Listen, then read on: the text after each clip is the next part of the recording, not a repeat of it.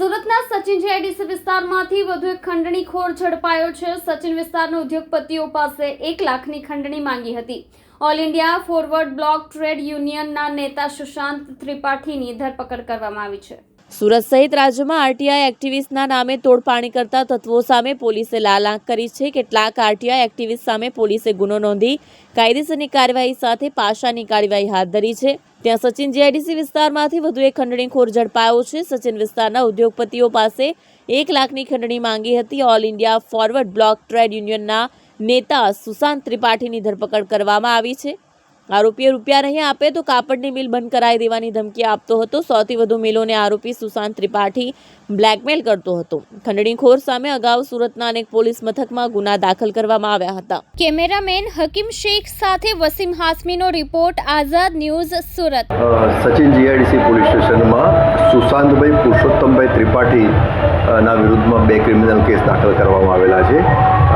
આ બંને કેસની વિગત એવી છે કે આ બંને કેસમાં ફરિયાદી જે છે એ સચિન જીઆઈડીસી વિસ્તારના મિલ માલિક છે અને આ આરોપી હતો એ અલગ અલગ સરકારી વિભાગોમાં મિલ માલિકો વિરુદ્ધમાં અરજીઓ કરતો હતો।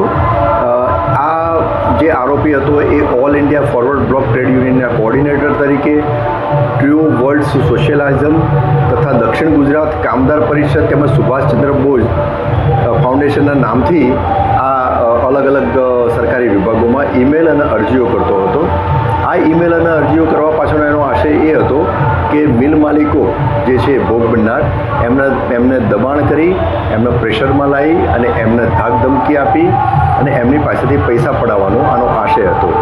આ બંને મિલ માલિકો પાસેથી એમણે જે તે વખતે 1 લાખની માગણી કરેલી હતી અને એક મિલ માલિક પાસેથી 40,000 અને એક મિલ માલિક પાસેથી 50,000 રૂપિયા મેળવેલા પણ હતા। એટલે આ રીતના આ બંને મિલ માલિકો પાસેથી એક્સટોર્શન કરેલું હતું અને બંને મિલ માલિકો પાસેથી બીજા પૈસાની પણ માગણી કરતો હતો, જે અનુસંધાને આ આરોપી વિરુદ્ધમાં ગુનાઓ દાખલ થયેલા છે।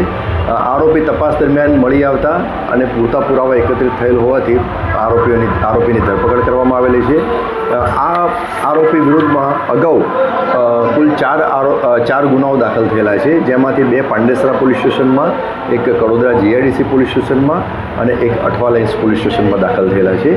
આ જે ગુનાઓ જે છે એ એક્સટોર્શનના ઉપરાંત ફોર્જરીના ગુનાઓ દાખલ થયેલા છે। હાલમાં ગુનાની તપાસ ચાલુ છે।